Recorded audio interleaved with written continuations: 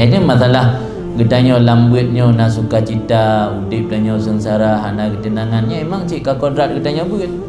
Gedanya buat cik dicoba oleh Allah. Dicoba dalam kondisi yang laginya tu gebi kemenangan tengok punya gedanya dah coba.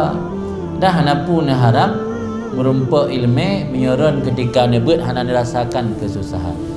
Antara sebuah ungkapan yang diucapkan yang diriwayat oleh Imam Muslim demikian hadis Nabi, kalimatnya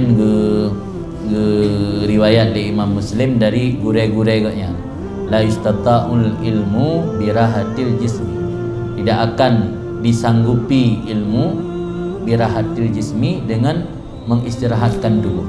Artinya patra miodanya udip dalam keadaan santai, hana susah payah, dalam keadaan tenang, sejahtera, yang biasa handruk kepada ilmu.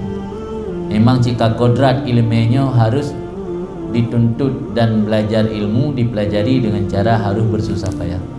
Ma aflaha fil ilmi illa man talabahu fil qillah.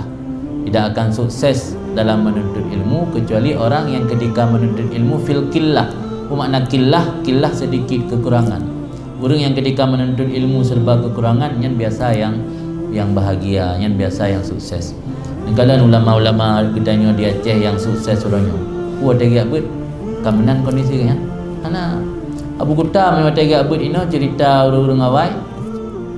Cuma dua krek baca dah kan. Gerah nerah sikrek, dia pakai sikrek. Teka buto yang bak tubuhnya kan kado dan nerah baru, sok dah baru lah. Nala pakaian. Jadi urang udip mandum lah kadang susah. Bina fikir tegak but kau bibinan rumah, bibinan kana motor berdembo. Ana rumah melebo, ana kena. Yang duduk mandum, tegak but mandum lah keadaan susah-susah.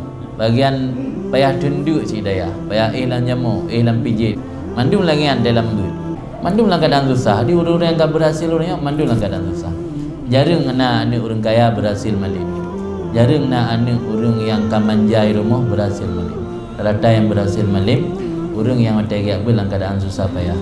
Dalam keadaan hana manja, kenang dut bak gure hina tayo. Cik menan tengah tak untuk ilmu cik hina tayo. Tengah baru mulia.